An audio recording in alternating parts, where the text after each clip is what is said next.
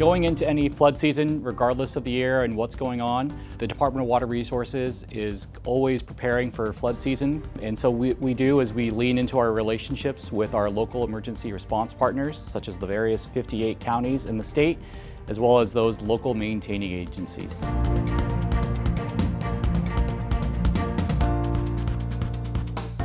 This year, DWR will be hosting 12 different pre-season flood coordination meetings so that we can meet with those local emergency response partners to prepare for the flood season. Having big planning meetings like this brings together all of those partners. We can put out all of the questions, concerns, the needs that we have from our local partners, really be able to work through some of these problems when we're in a good position.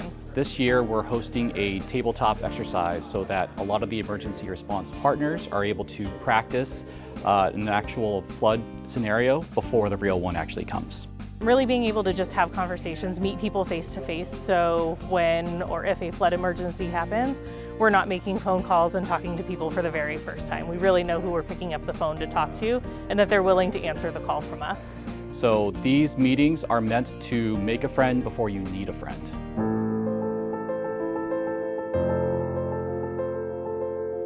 So today we are out here teaching a flood fight methods training course.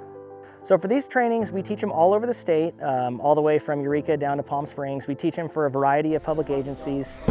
As a state agency, we rely on those local partners as first boots on the ground to get things going. So if we can help teach them what to look for and how to start the process, I think it just helps them feel more secure. For today's flood fight method training class, we split it into 2 sessions. There was a morning session in a classroom setting where we talked about different flood threats and how to mitigate for them, and then we came out here in the fields on Twitchell Island to actually work through the practice of it. So usually we'll come close to a pile? When it comes to various threats, our biggest tool is the sandbag. We like burlap sandbags. Properly filling them and placing them is something we really emphasize in the class.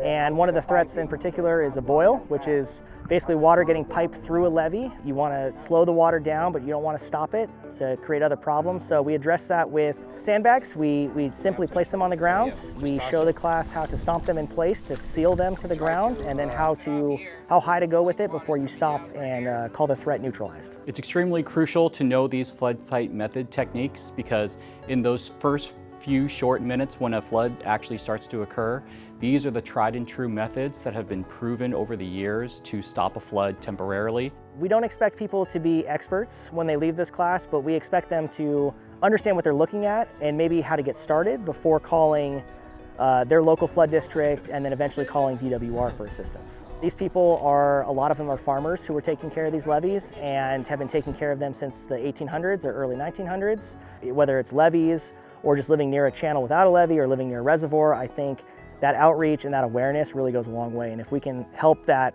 one person at a time, I think it's a great thing.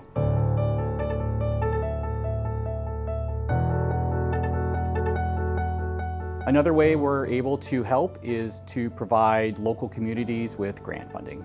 Since 2012, the Department of Water Resources has been able to distribute $95 million in grants to local agencies to prepare for floods. This funding helps our partners purchase additional flood fight material, update flood response plans, as well as host emergency response training courses. Maintaining levees is also extremely important for flood preparedness here in California. Since 2019, DWR has delivered over $165 million to local partners to improve and repair their levees statewide.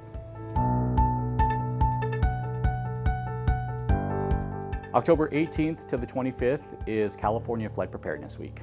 We want to remind all Californians to be aware, be prepared, and take action.